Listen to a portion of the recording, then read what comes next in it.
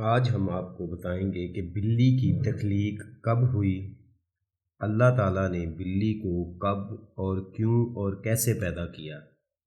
حضرت جبرائیل علیہ السلام نے حضرت نوح علیہ السلام کو کشتی میں سوار ہونے کو کہا۔ یہ اس وقت کی بات ہے جب حضرت نوح علیہ السلام کی قوم پر طوفان کا عذاب آیا تھا۔ حضرت نوح علیہ السلام کی کشتی کی 3 منزلیں تھیں۔ سب سے نیچے والی منزل جو پانی کے بالکل ہی قریب تھی، اس میں مویشی اور عام جانور تھے۔ دوسری منزل درمیان والی منزل تھی، اس میں انسان تھے۔ سب سے اونچی تیسری منزل تھی، اس میں پرندے تھے۔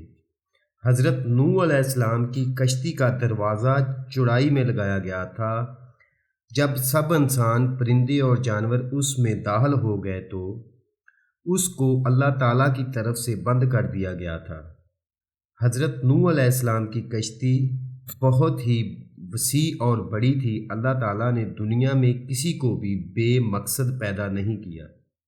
اللہ تعالیٰ کی پیدا کی ہوئی ہر چیز میں کوئی نہ کوئی راز ضرور چھپا ہوتا ہے۔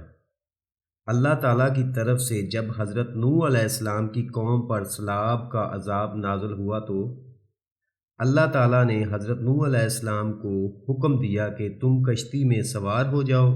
اللہ تعالیٰ نے حضرت نوح علیہ السلام کو ہر جانور اور پرندے کا جوڑا بنانے کا حکم دیا۔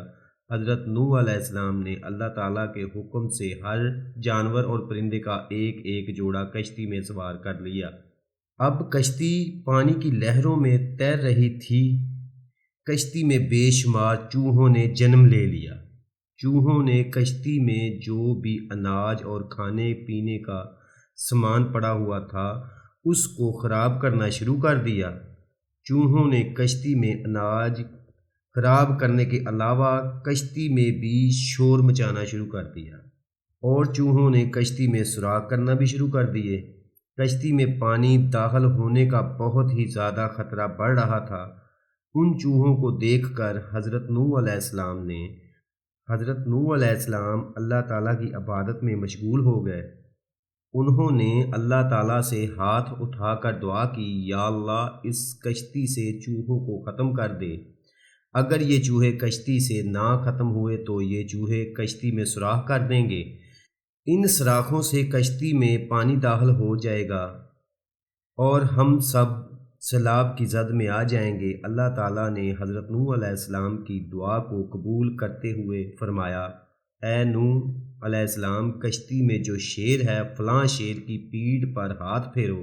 حضرت نوح علیہ السلام نے اللہ تعالیٰ کے حکم سے شیر کی پیٹھ پر ہاتھ مبارک پھیرا، اور حضرت نوح علیہ السلام کے شیر کی پیٹھ پر ہاتھ پھیرتے ہی شیر نے بہت ہی زور سے چھینک ماری، اور شیر کے چھینک مارتے ہی شیر کے نتنوں سے بلی کا ایک جوڑا نر اور مادہ کشتی میں آ گرا۔